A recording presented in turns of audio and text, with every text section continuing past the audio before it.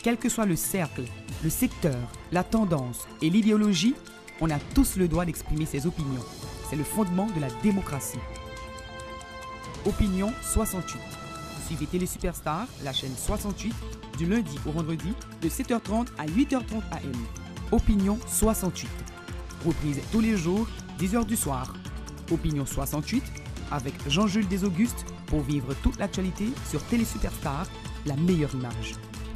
Opinion 68 vous est présenté par la peinture Easy Care, disponible à la Quincaillerie Nouvelle SA.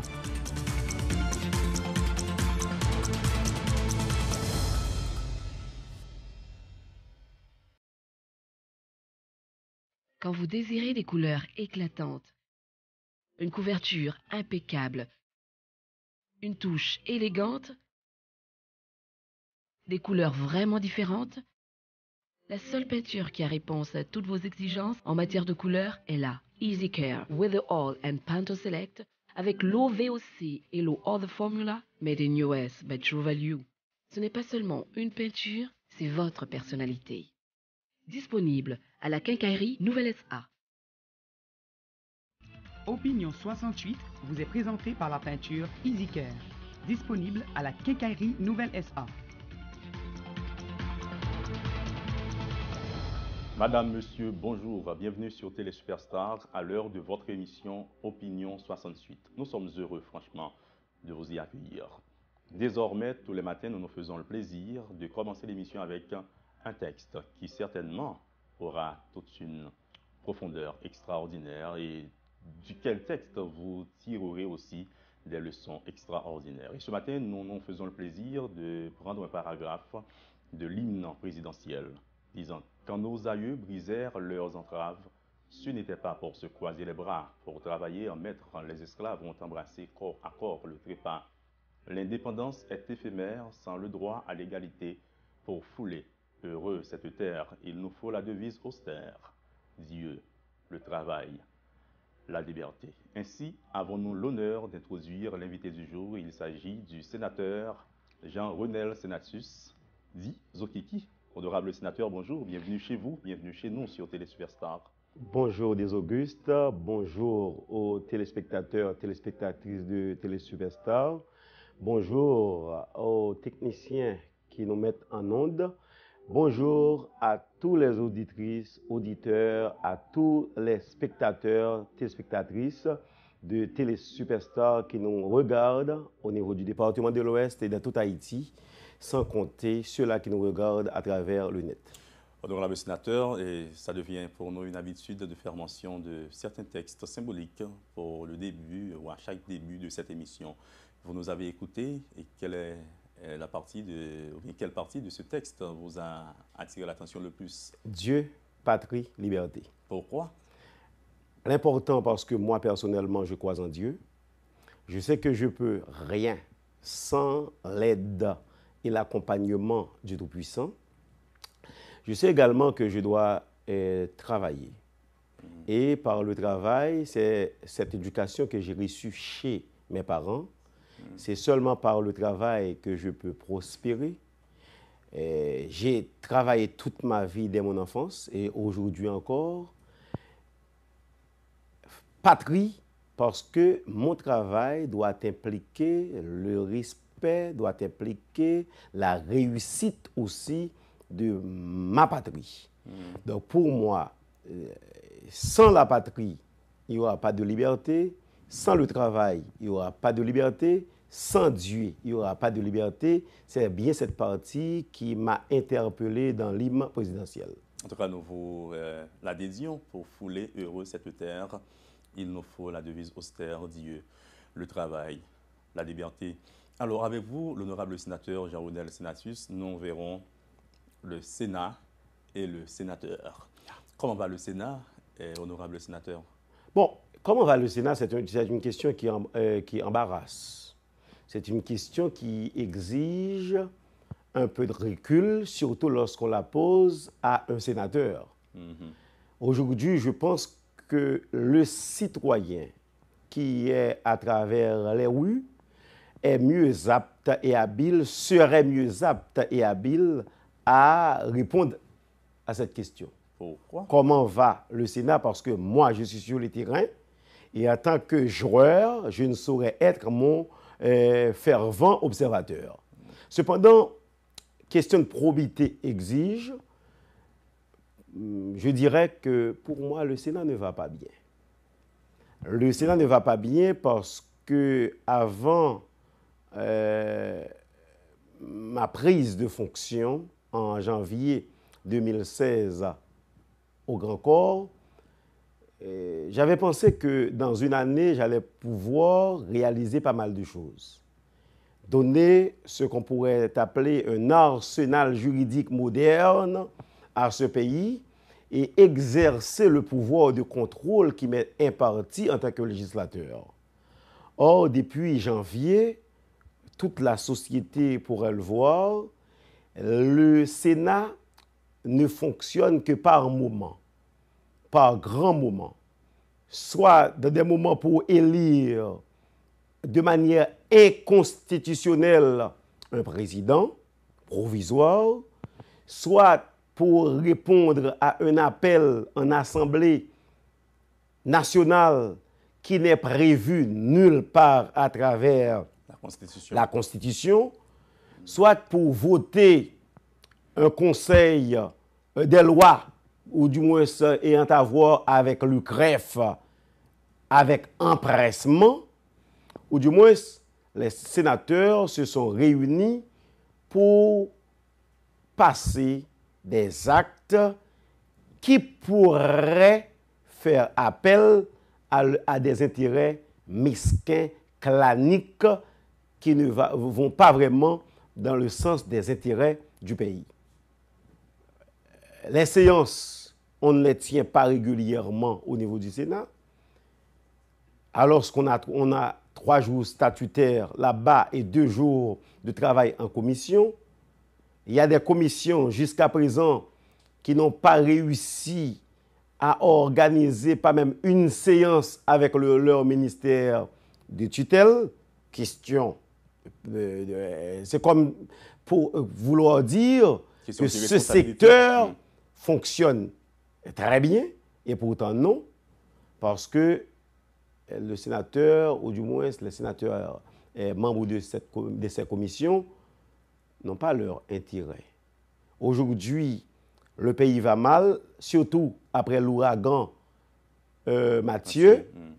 Je pense que le Sénat, en tant qu'organe de contrôle des autres pouvoirs publics de l'État, devrait avoir son rôle à jouer et à fixer ou refixer les balises.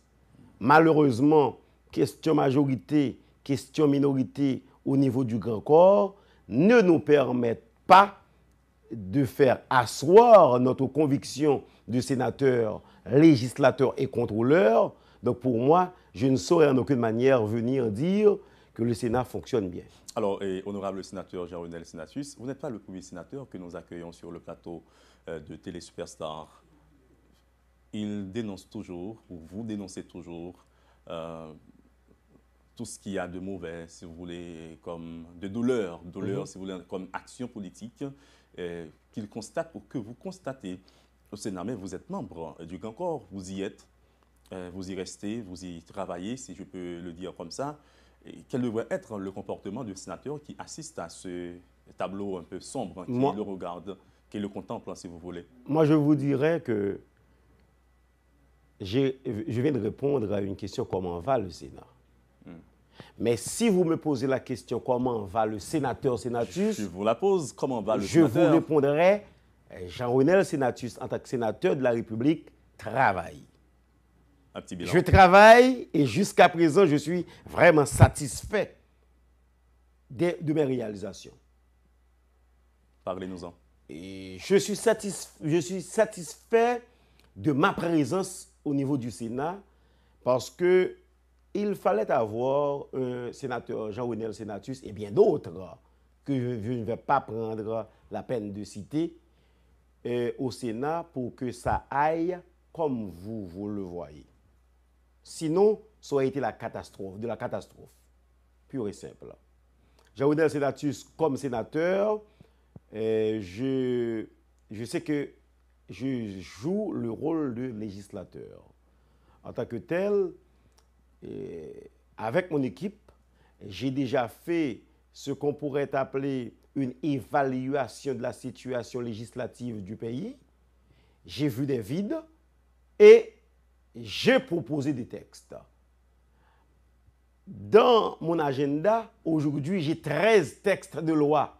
Axé sur quoi? Les uns plus ambitieux que les autres. N'oubliez pas que j'avais mené campagne autour d'un triptyque famille, justice, sécurité. Aujourd'hui, en tant que sénateur de la République, tous les secteurs doivent m'intéresser. Cependant, je fais de mon mieux pour répondre aux réponses, aux questions plutôt de mes mandants sur le triptyque qui leur a été proposé. Famille, justice, sécurité. Famille, justice, sécurité. D'abord, la famille. Aujourd'hui, famille, vous n'êtes pas sans savoir que mercredi dernier, j'ai déposé au niveau du Sénat de la République un texte sur le code de la famille. Le code de la famille, c'est un code qui se faisait attendre, qui se fait encore attendre depuis 1987. C'est prévu à l'article 260 de la Constitution haïtienne, où il est dit que la famille est la cellule de base de la société, elle doit être protégée par l'État. Et pour sa protection, on a prescrit l'adoption d'un code de la famille. Mais jusqu'à date, ce code n'a pas été et n'est pas encore adopté. Nous autres, au niveau de mon équipe, nous nous sommes mis à travailler depuis ma rentrée au niveau, mon accession au siège de sénateur de la République. Et enfin, le mercredi dernier, on a déposé le texte qui désormais va prohiber la vente, alors va protéger l'enfance, va encadrer l'adolescence, va orienter la jeunesse et accompagner la vieillesse. Alors, au cas où il serait voté non, à la Chambre, la loi sera votée. Vous êtes confiant? Oui, je suis très optimiste. Le code de la famille va être voté parce que tous les sénateurs viennent d'une famille, peut-être aujourd'hui sont issus d'une famille. Et nous vivons une situation particulière au niveau de la société aujourd'hui où l'on ne fait confiance à personne. À regarder un sénateur parler, on a tendance à croire que c'est le voleur qui parle. C'est le démarcheur ou le racketteur qui parle. C'est la perception que la société a. À voir le mécanicien agir, on dit que le mécanicien, lui, il n'est pas sérieux. Il vous fait acheter des pièces sans avoir vraiment la nécessité. À regarder le médecin, on a des critiques ou des reproches à faire au médecin. Donc, c'est une société où tous ces éléments sont questionnables et questionnés. Aujourd'hui, pour répondre, ou du moins porter une solution à ce problème, il faut qu'on se mette à questionner nos familles. Est-ce que nos enfants sont sécurisés assez?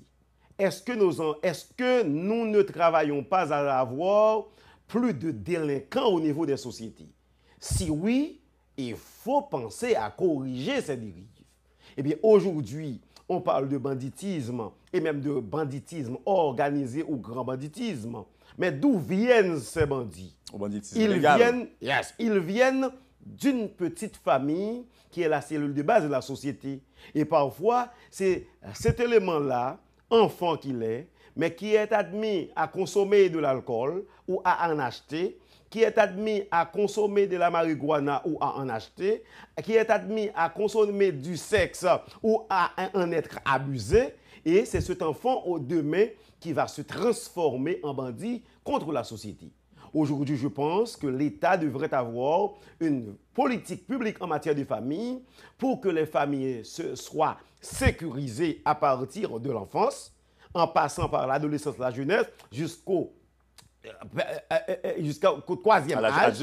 Jusqu'au troisième âge. Et ça permettrait au moins ça à la société de dégager une nouvelle réflexion, parce qu'une famille sécurisée, c'est la société de demain sécurisée. Si on vous demandait de parler de votre deuxième partie, de votre type critique, comme vous l'avez dit, justice par exemple. Donc sur la famille encore, nous avons un texte sur la loi, c'est la loi portant sur les bonnes vies et mœurs, ce qu'on appelle la bonne réputation.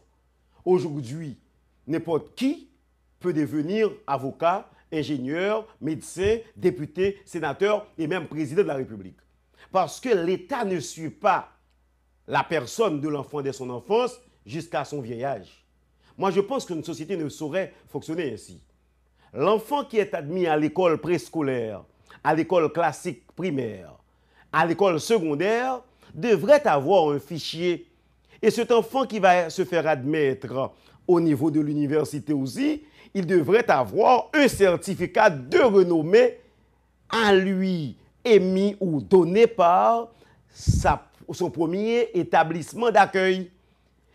Aujourd'hui, comment comprenez-vous que nous allons recruter un journaliste à Télé Superstar? C'est votre premier vis-à-vis avec cette personne-là. Vous n'avez aucun background, si vous me le permettez de le dire ainsi, de cette personne, alors que cet élément qui va être recruté au niveau des Télé Superstars a eu un mauvais comportement à la faculté des sciences. Crapuleux. Un passé vraiment questionnable au niveau de l'université. Donc, c'est cette personne qui va aujourd'hui être placée par le DG de Superstar pour éduquer, former, distraire, orienter cette société. Et parfois questionner. Questionner. Donc là, il y a des anomalies. Comment comprenez-vous qu'un député ait été aux élections, il a réussi ces élections, c'est à son entrée au Parlement qu'on va se mettre à questionner le député pour dire qu'il a un dossier criminel. C'est anormal. On remarque qu'il a été impliqué dans la drogue, dans le trafic illicite. Aujourd'hui, les certificats de bonne vie et mœurs se vendent comme des pâtés chauds au devant du lycée.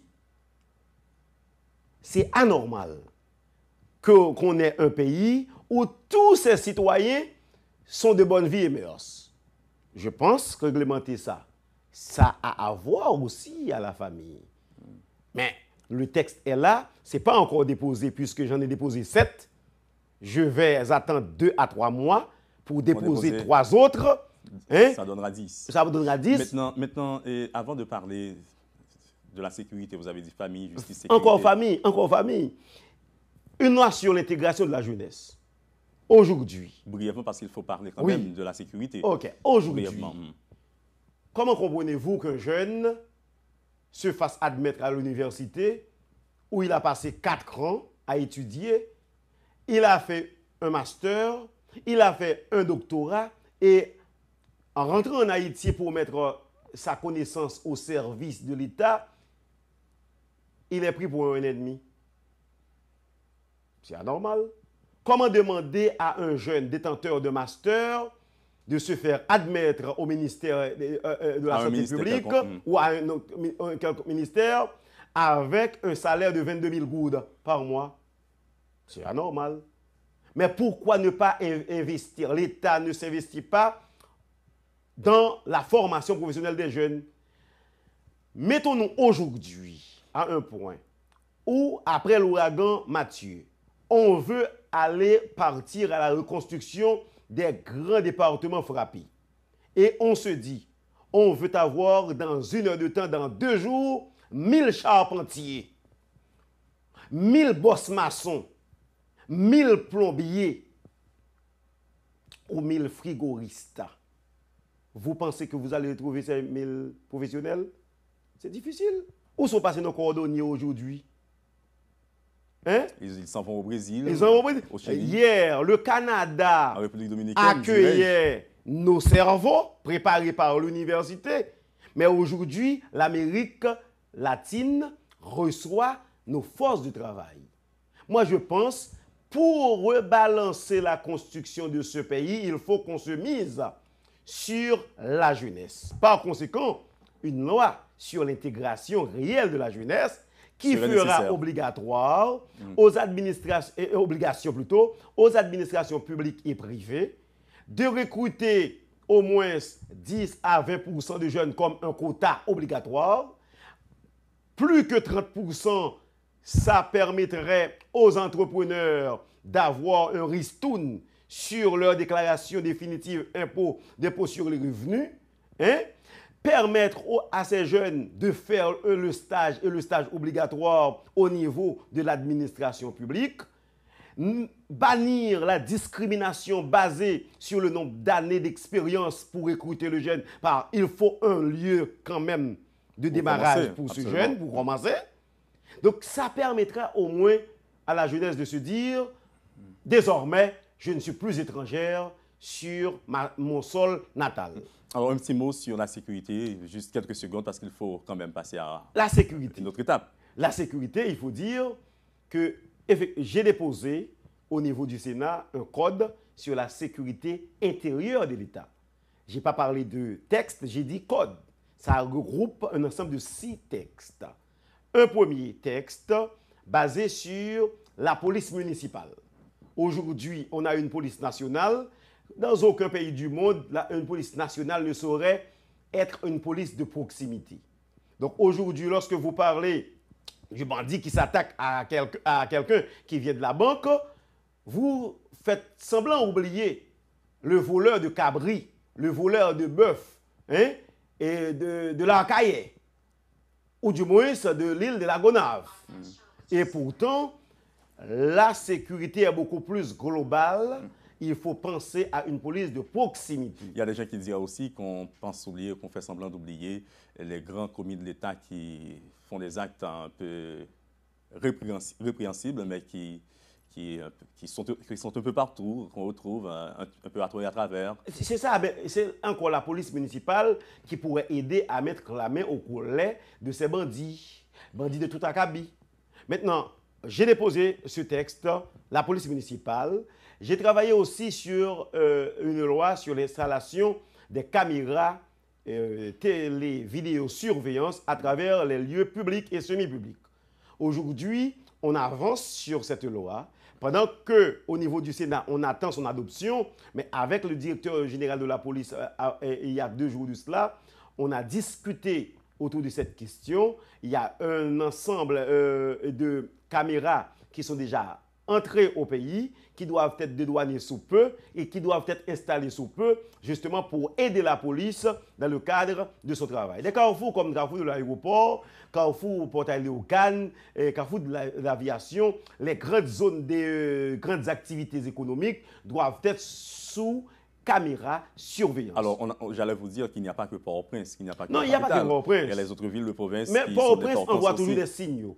Écoutez, moi j'ai été commissaire du gouvernement de Port-au-Prince avec la lutte contre la délinquance juvénile. Ce qu'on appelle Zokiki. Ce qui vous a fait avoir ce siège de sénateur. Mais j'ai été à Jérémy à 2 reprises, on a accueilli Zokiki. J'ai été dans les NIP, on a accueilli Zokiki. J'ai été au Cap, on a accueilli Zokiki, alors que Zokiki était à Port-au-Prince. Les signaux doivent être partis d'ici, de l'Ouest, et pour atteindre les autres villes de province. Alors, nous avons passé quelques bonnes minutes, si vous voulez, à vous écouter gentiment, sans vous déranger. Mais on dirait que le sénateur va plus vite que le Sénat. Alors que le sénateur ne peut pas grand-chose, si vous voulez, sans le Sénat. Un Sénat qui ne peut même pas convoquer un ministre. Vous avez déposé 7 textes. Vous comptez en déposer 3 autres dans 2 ou 3 mois. Vous êtes très confiant, ça paraît un peu bizarre. Je suis confiant. Mon travail... Et le Sénat ne peut convoquer même pas un ministre. Non, écoutez, vous dites bien, le sénateur pourrait être toujours beaucoup plus élégant que le Sénat, que son institution. OK.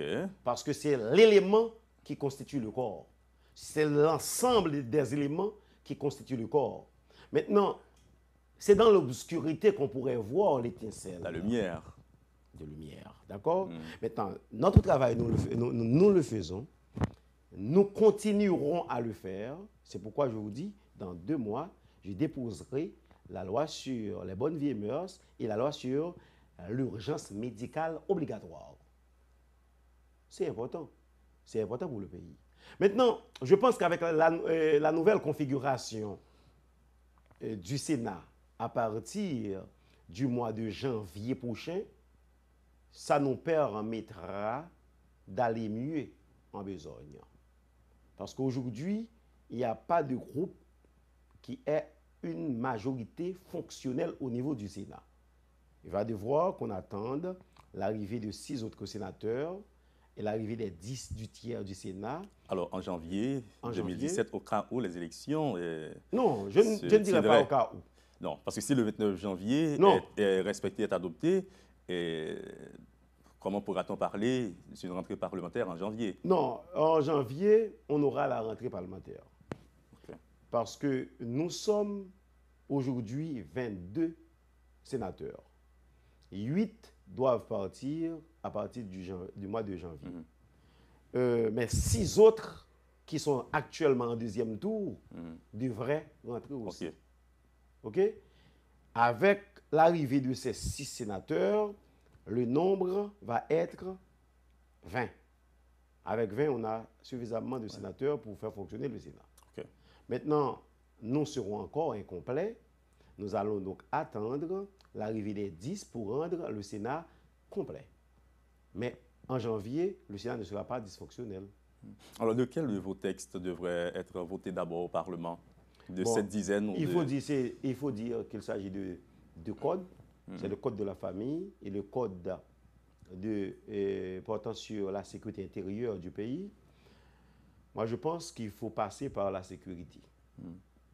C'est le premier texte pour lequel vous allez vous battre pour... Oui, aujourd'hui même, on a déjà planifié plusieurs forums avec la société civile, avec les experts en la matière, pour leur permettre au moins de dégager leur point de vue, puisqu'ils sont, eux, de la société civile, et la loi est faite pour notre société. Nous allons donc il n'y a pas de société sans loi, dit non, le il n'y a pas de société. Il n'y a pas de société sans loi, et la loi est faite pour la société. Donc la société devrait quand même participer. La société devrait participer à l'élaboration de son texte. Et c'est pourquoi nous allons avoir des assises avec eux, et nous allons avoir des assises avec les gens de la société civile, experts en la matière aussi, pour que nous puissions offrir un instrument utile à notre population. Alors, vous avez dit qu'il n'y a pas de bloc parlementaire majoritaire fonctionnel au Parlement. Vous faites partie d'un bloc. Les informations faisaient croire que vous avez laissé tout bloc pour fonctionner. Non, j'ai été en un premier temps membre du groupe minoritaire, qui heureusement est le groupe le plus laborieux jusqu'à date au niveau du Sénat. Qui comptait combien de sénateurs? Aujourd'hui, je pense qu'ils sont au nombre de 7. Nous autres, moi, je fais partie du groupe centriste. Au groupe centriste, nous sommes 4. Jusqu'à présent? Jusqu'à présent. 4. Maintenant, le groupe majoritaire en compte, je pense, soit 10 ou 11. Pour avoir séance, il faut la composition de ces 3 groupes. Si un groupe ne veut pas qu'il y ait séance, la séance ne peut pas être tenue. Donc ça, c'est un problème. Un problème qu'il faut quand même adresser. Et je pense qu'avec ces élections, on va les adresser. Peut-être que c'est un bon mot, peut-être un beau mot aussi pour faire la transition avant la pause. Et merci beaucoup de votre participation à la première tranche de cette émission. C'est le temps de la pause. Dans un instant, nous reviendrons et nous parlerons encore du Sénat, mais précisément de son intégration dans l'organisation des prochaines élections. Merci beaucoup, honorable sénateur. Madame, Monsieur, nous vous rappelons que nous recevons l'instant présent le sénateur Jean-Renel Senatus, avec qui nous voyons le Sénat et le sénateur, comme nous l'avons dit au début de cette émission. C'est le temps de la pause, ne partez pas, restez sur Télé Superstar. Nous reviendrons dans un instant.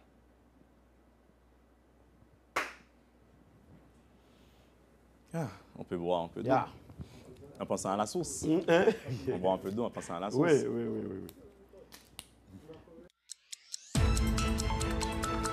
Quel que soit le cercle, le secteur, la tendance et l'idéologie, on a tous le droit d'exprimer ses opinions. C'est le fondement de la démocratie. Opinion 68. Suivez Télé Superstar, la chaîne 68, du lundi au vendredi, de 7h30 à 8h30 AM. Opinion 68. Reprise tous les jours, 10h du soir. Opinion 68, avec Jean-Jules Desaugustes, pour vivre toute l'actualité sur Télé Superstar, la meilleure image. Opinion 68 vous est présenté par la peinture EasyCare, disponible à la Quincaillerie Nouvelle SA.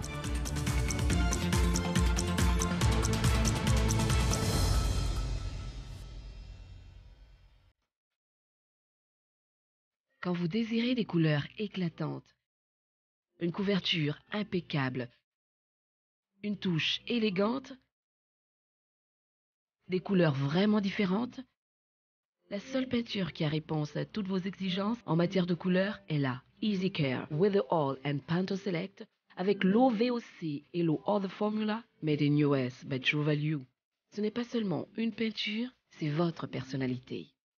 Disponible à la quincaillerie Nouvelle SA. Opinion 68 vous est présenté par la peinture Easy Care, disponible à la quincaillerie Nouvelle SA. Madame, Monsieur, bon retour à la deuxième tranche de cette émission. Si vous avez été, et bienvenue. Si vous n'y étiez pas, nous vous rappelons que nous recevrons ce matin le sénateur Jean Wenel Senatus, dit Zokiki. D'ailleurs, c'est surtout ce qui lui a donné cette grande réputation comme l'ancien commissaire de Port-au-Prince. Merci beaucoup de votre fidélité à Radio Télé Superstar et l'honorable sénateur est encore là. On s'est promis de parler des élections, sénateur. Oui, au retour. élections. Donc, quelle est l'implication du Sénat dans l'élection qui se déroule en Haïti? Ce qu'on doit savoir aujourd'hui, c'est que toutes les institutions de l'État, tous les citoyens et toutes les citoyennes haïtiens et haïtiennes doivent savoir que réaliser ces élections pour sortir ce pays de ce marasme, de ce bourbier, est-ce que je pourrais trouver d'autres mots pour le qualifier? C'est devrait être une obligation. Je vous proposerai un de cette inconstitutionnalité. Inconstitutionnalité, merci. Inconstitutionnalité, ce devrait être notre obligation. Et par conséquent, nous devrions tous, chacun, en ce qui nous concerne, lutter pour que ces élections soient réalisées dans de très bonnes conditions. Aujourd'hui, le Sénat, en tant qu'institution étatique, lui aussi participe aux élections et va lutter à ce que ces élections soient organisées dans de très bonnes conditions. Et donc, pourquoi il y a eu, depuis 2 semaines, l'implication active de la commission que je dirige, qui est la commission Justice, Sécurité et Défense nationale du Sénat, pour voir avec les autorités est-ce qu'elles sont déjà prêtes à organiser et à administrer cette journée du 20 pour le bien et le bien-être de la population, et nous autres voir quelle note pourrions-nous jouer dans cette partition pour permettre qu'on aille bien vers les élections. Il faut dire, nous avions eu plusieurs rencontres avec nos autorités, et notamment le chef de la police, le CSPN, le Conseil supérieur de la police nationale. Le CSPN et le directeur général de la police nous ont donné de très bonnes garanties que les élections vont s'organiser dans des conditions sécuritaires optimales. Maintenant, nous autres, au niveau de la commission, nous allons jouer notre rôle dans le contrôle de la journée. Et donc, pourquoi nous avions pris l'initiative de monter un command center au niveau du Sénat de la République avec la commission, qui travaillera tout au long de la journée, de 6 heures du matin à 6 heures du soir, soit à la fermeture des centres de vote sur toute l'étendue du territoire. Que fera donc ce command center? Nous allons offrir des numéros de téléphone à la population. La population des 10 départements nous appellera pour nous signaler des cas jugés suspects ou du moins des comportements anormaux remarqués soit dans les centres de vote, soit dans les parages, ou du moins des choses qui pourraient avoir lien avec l'organisation des élections. Ça nous permettra, dans un partenariat ouvert entre la commission, la direction générale de la police ou son centre de renseignement la primature responsable de la sécurité nationale aujourd'hui, dans ce cadre d'entraide, l'information sera circulée en un laps de temps. Ça permettra à l'État ou aux autorités d'intervenir, de réagir beaucoup plus rapidement possible. Car il n'est pas toujours facile à un simple citoyen de trouver la police ou du moins les autorités, de toucher à ces autorités par téléphone. Mais puisque nous sommes des sénateurs qui devraient en quelque sorte avoir une forme de proximité avec la société, nous allons être ouverts en ce jour-là au fait de recevoir les appels et contribuer à ce que les élections soient bien réalisées. Alors, tout le Sénat marche dans cette logique? J'ai parlé de la commission. Votre commission uniquement? Ma commission. De 4 membres? Non, au niveau de ma commission, on a 7 membres. Mais il faut dire, cette commission est l'une des commissions les plus dynamiques au niveau du Sénat. Et nous avons déjà, pour réaliser notre travail de contrôle sur l'étendue du territoire national, déjà, nous avons monté une brigade de renseignement parlementaire, composée de jeunes universitaires qui ont reçu une formation initiale en investigation, en technique d'investigation à l'UEH.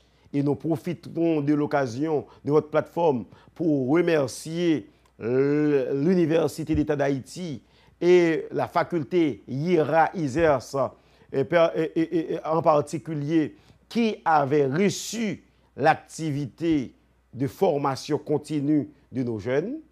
En ce jour, nous allons exploiter les connaissances de ces jeunes universitaires dans le cadre du contrôle de la journée électorale, ce qui nous permettra, bien sûr, d'être utile à la population. Mais il faut dire, enfin, ce n'est pas seulement la commission qui s'y engage, il y a le bureau du Sénat aussi, par l'entremise de son président, l'honorable sénateur Ronald Larèche, qui accueille à bras ouverts cette activité. Alors, et tout à l'heure, vous avez parlé de ces jeunes. Est-ce qu'ils seront répartis sur toute l'étendue du territoire national pour procéder à cette Aujourd'hui, nous n'avons pas les moyens. Si vous voulez. Nous n'avons pas les moyens. C'est dans quelle zone? Nous n'avons pas les moyens. Nous allons centraliser les services à un point au niveau de la capitale. Nous allons avoir une salle et ces jeunes-là recevront. Nous allons, alors il faut dire, comme une sorte de call center. C'est un call center. Mais nous allons monitorer aussi la journée. Il y aura des jeunes qui devraient se situer par devant leur petit récepteur, soit de radio ou de télévision, à entendre ce qui se passe dans telle juridiction, telle circonscription ou tel département, telle commune. Comme une sorte de veille médiatique. Effectivement. Et il y aura un autre groupe de jeunes qui sera assigné au traitement des informations. Les informations, une fois traitées, eh bien, ça va donner lieu à l'entraide entre le Command Center du Sénat et celui du CSPN, celui de la police ou celui du CEP. Et avec cette circulation fluide des informations, l'autorité concernée va intervenir. Alors, il y a quelque chose que j'aimerais vous demander aussi. Vous savez ce qui arrive, on reproche au Sénat d'être réactif au lieu d'être actif, pour ne pas dire proactif. On attend que les actions soient posées avant d'intervenir, soit pour dénoncer, alors que l'on pouvait prévoir, d'ailleurs il est dit, prévenir, c'est guérir.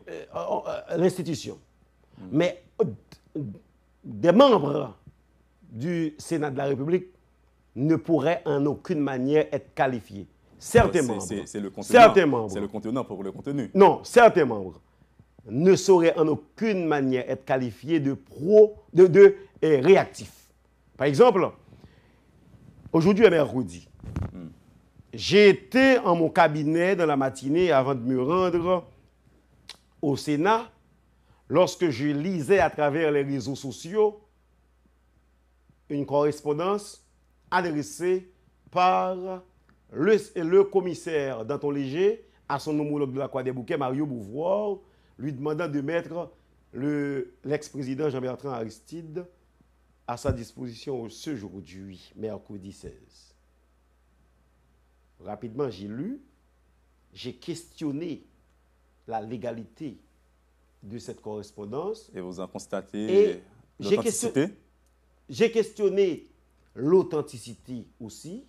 J'ai dû appeler le commissaire pour confirmer avec lui, est-ce vraiment sa signature? Est-ce que c'est lui le rédacteur de cette correspondance? Et il m'a répondu positif.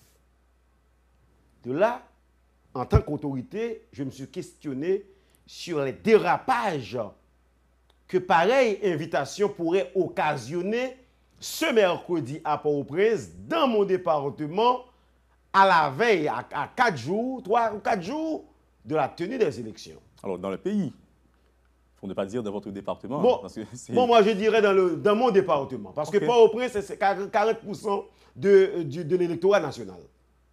C'est 40% de l'électorat national. Alors, je voulais parler des répercussions nationales que cela pourrait avoir. Ça pourrait avoir des répercussions nationales. Mais aujourd'hui, hier ou lundi, je me questionnais sur les répercussions que ça pourrait avoir sur le département de l'Ouest. Et rapidement, j'ai écrit au ministre pour lui dire, ministre de la Justice, écoutez, nous sommes à un moment où la sérénité, la tranquillité, toute forme de garantie de l'ordre social devrait être au rendez-vous. Par conséquent, inviter M. Jean-Bertrand Aristide à comparaître par devant le commissaire du gouvernement pourrait être légal. Ça pourrait, je dis au conditionnel, ça pourrait être légal. Pourquoi le conditionnel? Je mets ça au conditionnel parce que le Sénat, le sénateur doit toujours se garder de s'immiscer dans les affaires du judiciaire. J'ai utilisé le conditionnel, j'ai dit ça pourrait être légal. Cependant, la poursuite n'est pas opportune. Parce qu'en tant qu'ancien commissaire du gouvernement, je sais que la mise en mouvement de l'action publique contre un individu doit faire appel à deux grandes théories et deux grands principes du droit pénal général. C'est le principe de l'opportunité de la poursuite et le principe de la légalité de la dite poursuite. Le principe de la légalité veut que si la loi n'avait pas prévu l'infraction avant même sa commission, on ne peut pas poursuivre. Et l'adage latin, c'est nous la pena sine lege. Il n'y a pas de peine sans loi. Il n'y a pas de peine sans loi. Pas de poursuite sans loi. Maintenant, le principe de l'opportunité, c'est que l'action, ou du moins l'acte posé par la personne poursuivie ou qu'on prétend vouloir poursuivre, la poursuite peut être légale, mais le moment pourrait être mal choisi. Le moment pourrait ne pas être favorable.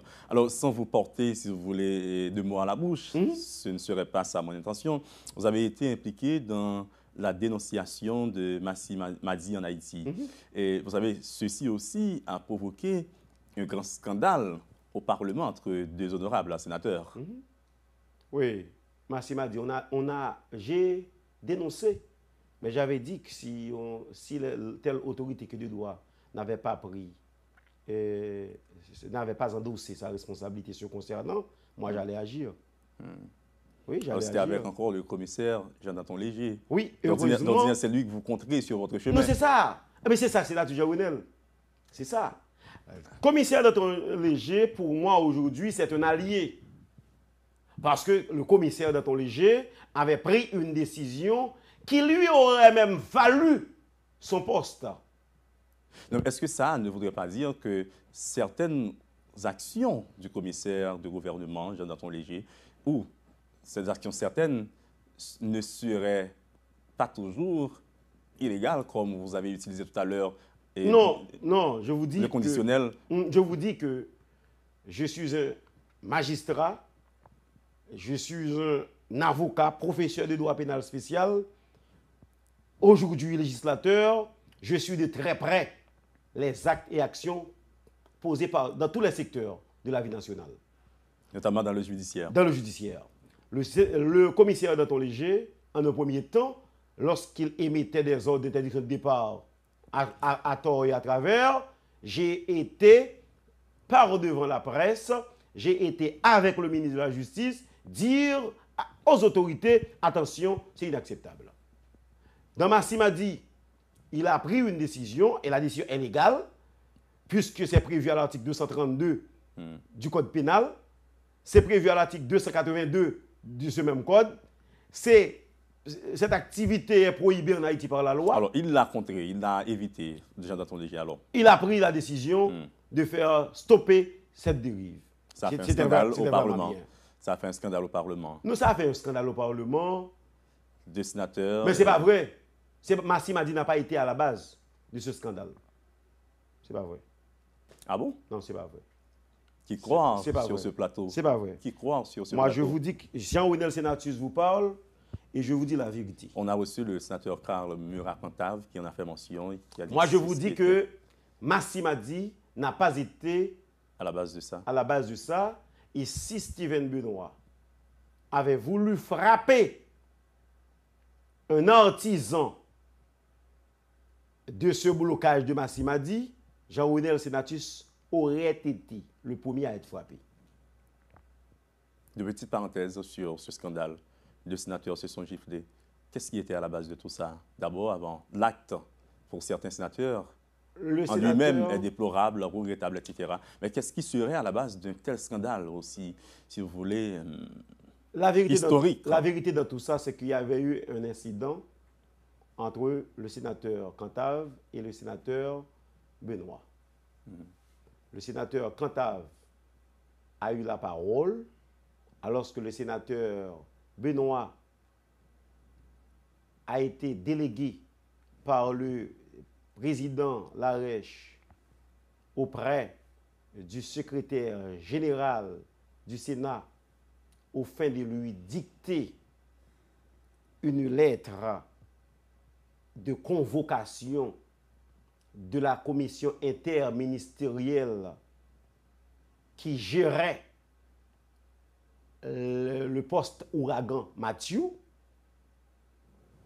Et de là, puisque le sénateur Cantave a eu la parole, au sénateur Benoît de demander, messieurs, nous allons mettre ça à jeudi ou à mercredi.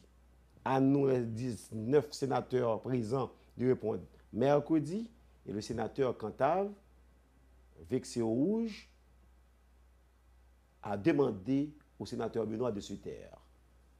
Et c'est de là que l'incident s'est parti. OK? Donc, il n'y a pas eu une question de Massimadi la question. Ça, je vous parle sur mon honneur, parce que je suis un sénateur de la République, d'abord magistrat.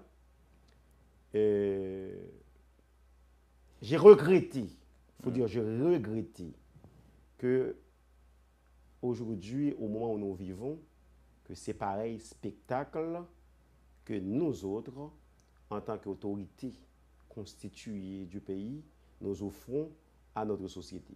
Alors, juste une petite information, le sénateur Karl Murat-Cantave aussi a juré sur sa foi chrétienne. Non, moi je ne vais pas, je ne vais pas me tarder là-dessus. On a failli le croire aussi. Je vous dis la vérité. Je vous dis la vérité. Revenons à nos moutons, on parlait de certaines dispositions mises en place pour l'organisation des élections, notamment ce call center. Est-ce qu'il y a des numéros disponibles non, que l'on peut partager avec la population? Pour ce matin, ce n'est Hmm. pas encore disponible. Dans la mesure où les numéros sont là, cependant, on est en train de voir comment synchroniser le numéro avec un code short, un short code. Short code, c'est un numéro de 3 chiffres que la Digicel et la NATCOM devraient nous donner. Donc, ce matin, il y a des membres de mon cabinet, avec bien sûr un technicien de la police, qui sont dans cette compagnie, dans ces compagnies-là, en train de régler la question. Au lieu de donner un numéro de 8 chiffres à la population, on va faire en sorte qu'on leur donne un seul numéro de 3 chiffres et ça sonnera sur 5 à 10 lignes. OK? Alors, de manière technique et électronique, Technique, donc c'est possible. Alors, donc on essaie d'offrir quelque chose de technique et moderne à la population de manière à ce que les informations soient traitées en temps utile. Vous parlez au président du CEP, il vous met en confiance. Ce matin, je l'ai Je lui ai entendu pas sur une parlé. station Je de lui ai pas Radio Sœur. parlé. Il disait que tout est prêt à 99%, quelque Non. chose comme ça, pour l'organisation des élections, notamment dans certains endroits frappés par l'ouragan Mathieu. Je ne lui ai pas parlé, je lui ai entendu à travers Radio Caraïbes ce matin. Mais après l'avoir entendu, je m'inquiétais un peu. Pourquoi? Parce qu'il a parlé des policiers qui sont éparpillés à travers les 10 départements et certains d'entre eux qui n'auront pas vraiment leur droit de vote en fonction d'une procédure préalablement engagée entre le CEP et la police, demandant aux agents de police de communiquer leurs signes préalablement. Or, bon nombre d'entre eux n'étaient pas vraiment touchés de la question. Alors que fera le Sénat ou le sénateur dans cette affaire? Moi, il faut dire que c'est une question qui devrait être résolue en amont et en aval. En amont, aujourd'hui, il ne faut pas ravir les policiers de leur droit de vote. C'est anormal. Lors des élections du 9 août, on a déplacé de 1000 policiers du département de l'Ouest pour les repartir dans les autres départements. Donc, imaginez, moi, je crois fermement, si ces 1000 policiers votaient à Port-au-Prince, j'aurais 104 ou 105 000 voix. Vous êtes sûr? J'aurais réussi avec 104, 105 000 voix. Vous êtes sûr qu'ils voteraient pour oui, mais au moins, j'aurais 900 policiers à voter pour moi. Vous êtes sûr? J'en suis sûr. Maintenant, mettons ça de côté. Disons-nous donc que ces policiers n'allaient pas voter pour Jean-René Senatus. Mais dans l'Ouest, ces policiers ont entendu l'agenda législatif de Senatus, de Des Augustes, d'Odigé. N'est-ce pas? Maintenant, lorsque le policier est dépêché à Tiburon, par exemple, il ne connaît aucun sénateur, aucun député là-bas. Donc, c'est dire que vous ne faites que ravir ce policier de son droit de vote. Moi, je pense qu'il faut amender la Constitution et créer pour le personnel vacataire du CEP des jours avant le jour du vote, pour que ces gens-là puissent voter. De pouvoir voter par anticipation. Effectivement. Maintenant, pour ces policiers, moi, je recommanderais au CEP de revoir la stratégie. Puisque les policiers sont déjà répartis sur les départements, demander à un policier de sécuriser celui qui est venu voter alors que lui, on lui a ravi son droit de vote, ça frustre, ça pourrait créer des frustrations. Et tout personnel ou tout professionnel en matière de sécurité sait combien ça pourrait coûter à une personne bénéficiaire d'une certaine sécurité à lui donner par une autre lorsque la personne placée pour administrer la sécurité est frustrée. Donc, il faut corriger ça. Maintenant, j'ai appelé ce matin le président Berlanger, peut-être, bon, à quelques jours des élections, il est pris. Au moulin, J'ai appelé le vice-président, je n'ai pas pu l'atteindre. Je vais continuer, je vais persister pour trouver au moins un de ses responsables pour lui passer au moins un petit conseil en ces termes. Le conseil peut-être en sera-t-il pris? Il y a une confusion sur la question des signes dans les départements touchés par l'ouragan Mathieu. L'ONI, l'Office national d'identification, a souhaité que certaines personnes de ces départements puissent voter sans leur signe, sans leur carte d'identification nationale. certains membres du CEP, certains membres de la société civile, certains parlementaires aussi, sont montés au créneau pour dénoncer cette situation. Quelle est la lecture du sénateur que vous êtes? Moi, je pense que ce CEP, à entendre parler, M. Berlanger veut donner un travail exemplaire. Il veut faire en sorte que les élections ne soient pas contestées. Pour ce faire, ils ont adopté des mesures. Et c'est légal.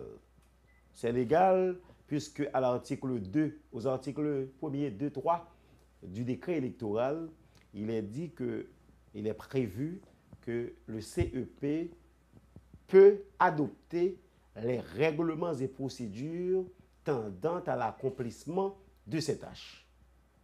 Maintenant, si le CEP me dit que je ne pourrai pas voter avec des copies ou du moins avec des déclarations de perte de carte, bon là, c'est vrai que c'est un droit qui m'est ravi. Cependant, le CEP est le seul organe aujourd'hui légalement appelé à organiser des élections et à adopter des procédures tendant à l'accomplissement de ces tâches. Donc, moi, je ne vais pas contester leurs mesures. L'important, on doit aller vers les élections et ce, en toute sérénité. Il faut que les élections ne soient pas contestées. Donc, je fais confiance encore aux membres du Conseil. On les attend le 20, si Dieu veut, à l'œuvre pour voir est-ce qu'ils vont vraiment livrer la marchandise, car on dit souvent, c'est au pied du mur qu'on connaît l'ouvrier. Qu'on connaît le vrai marché. Alors, il y a un autre dossier qu'on aimerait voir avec vous. C'est question de la date du second tour des élections. Encore, certains parlementaires l'ont dénoncé, mais le CEP se propose et se promet d'aller jusqu'à la fin, je le dirais comme ça, jusqu'au bout. Alors vous-même, vous êtes d'avis que si le 29 janvier est maintenu pour le second tour, le 7 février qui ne sera pas respecté, qui est encore une date constitutionnelle, quelle sera, si vous voulez, la venue? Les membres du CEP ne sont pas des diables. Ils ne sont pas des diables, ils sont des personnes comme nous, et par conséquent, doués d'intelligence. Moi, je pense qu'ils doivent se mettre à écouter ce que disent nos populations. Ils doivent se mettre à entendre et à comprendre le bien fondé de tous les conseils qui leur sont donc parvenus. Et à ce titre, moi personnellement, je pense qu'aujourd'hui, ce train de dernière heure que représentent les élections de novembre 2016 pour nous, on ne doit pas le rater sous aucun prétexte. On ne devrait pas rater également cette date fatidique qu'est le 7 février 2017 pour l'installation d'un nouveau président et à la magistrature suprême du pays. Maintenant, je pense que le CEP pourrait toujours compresser les dates. Parce que nous avons des candidats comme Jovenel Moïse, qui est en campagne depuis 3 ans. Aujourd'hui, il est fatigué. Je vois sa femme avec lui partout où il passe. Sa femme aussi est fatiguée. Je vois un de ses enfants, un garçon, avec lui. Son garçon aussi est fatigué. Mais il est fatigué, non, pas seulement physiquement, mais il est aussi fatigué mentalement et économiquement. Vous l'avez cité uniquement, il n'y en a pas d'autres? Il y en a d'autres. Vous ne les avez pas cités? Il y en a d'autres. Vous n'en avez pas fait mention. Ça vous fait Mais sourire? pourquoi citer? Bon, je ne suis pas en campagne. Je ne peux pas me permettre d'utiliser les caméras, et les infrastructures de Télé Superstar. Et la question vous fait sourire. Je vous le signaler uniquement. Eh bien, c'est parce que je suis un peu compatissant envers lui. Est-ce qu'il fait pitié ou bien c'est sa situation qui vous attire l'attention? Les deux. OK. Ça fait pitié de voir un jeune homme qui veut se mettre au service de son pays et qui se fait trimballer par des méchants de la République ainsi. Ça vous énerve, sénateur? Ça me nuit. Tu vois? Il n'y a pas que lui. Il y a Maryse Narcisse aussi, qui est fatigué. Il y a Henri Seyan, qui est fatigué. Il y a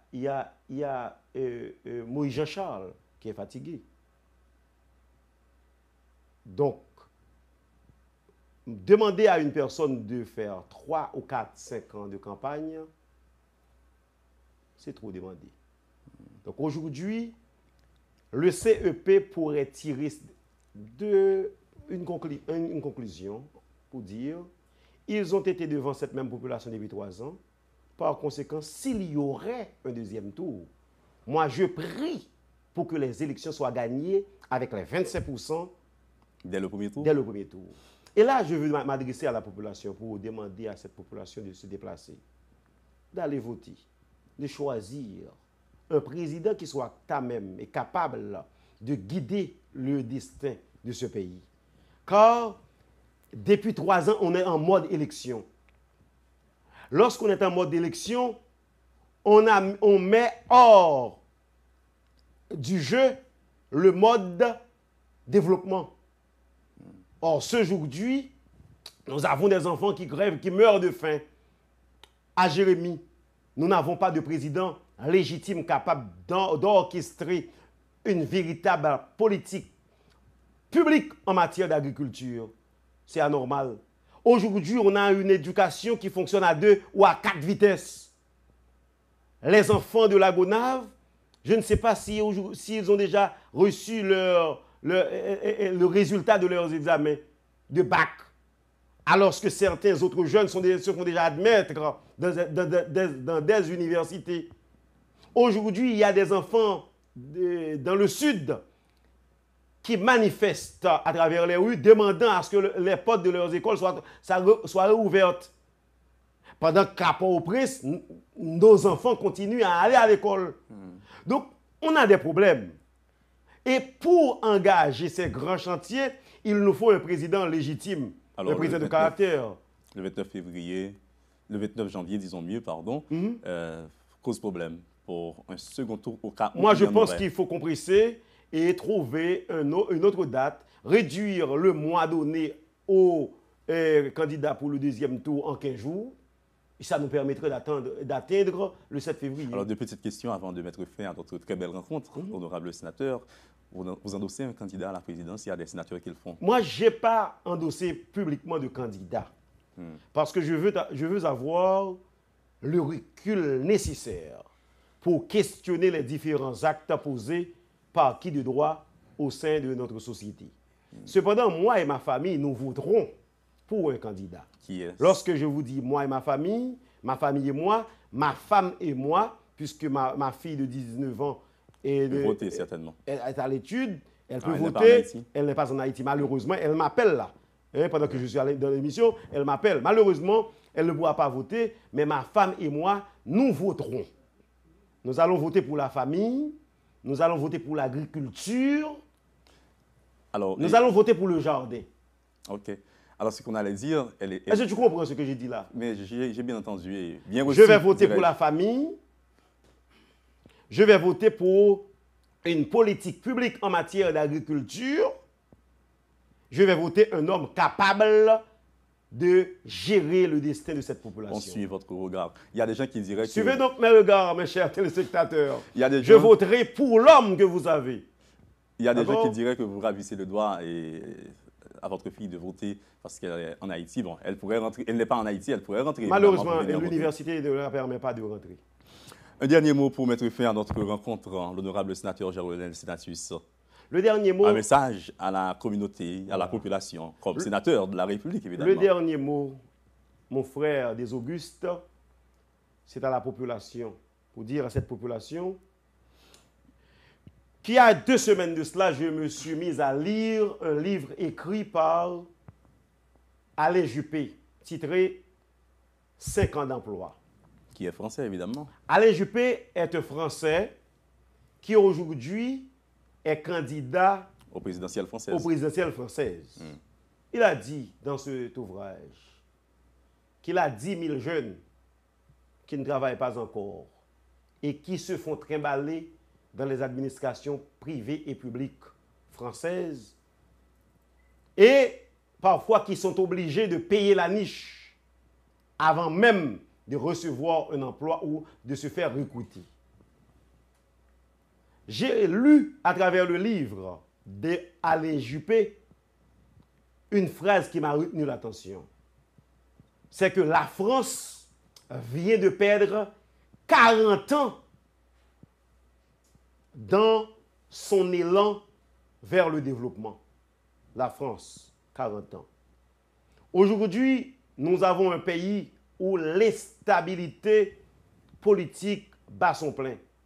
Si Alain Juppé parle de 40 ans, nous autres, nous pouvons parler de 200 ans. Car aujourd'hui, pour mieux voir ce qu'était Haïti, c'est dans le passé, et dans le passé lointain, qu'il faut se référer. 30 secondes pour terminer. Je vous demanderai, chers publics téléspectateurs, téléspectatrices, de vous rendre aux urnes dimanche prochain, de voter pour la famille, de voter de politique publique en matière d'agriculture capable d'aider le peuple à prendre soin de lui-même. Car à votre plat, on n'a pas le cœur à l'étude et au développement. Merci bien de m'avoir entendu. Prenez donc la route de l'urne. Merci bien. On termine avec le même texte que l'on a utilisé au début de cette émission, tout en vous disant merci de votre disponibilité et du sacrifice auquel vous avez consenti pour être des nôtres, l'honorable sénateur Géronel Sinatus. Ce fut un plaisir et je compte récidiver. Merci beaucoup. Plaisir partagé. Quand nos aïeux brisèrent leurs entraves, ce n'était pas pour se croiser les bras. Pour travailler en maître, les esclaves ont embrassé corps à corps le trépas. L'indépendance est éphémère, sans le droit à l'égalité. Et pour briser, heureux cette terre, il nous faut la devise austère, Dieu, le travail et la liberté. La reprise de cette émission, c'est pour ce soir à 10 h. La prochaine émission, c'est pour demain. Et l'on se retrouve à la même heure pour un autre rendez-vous. Au revoir, restez sur Télé Superstar, la meilleure image.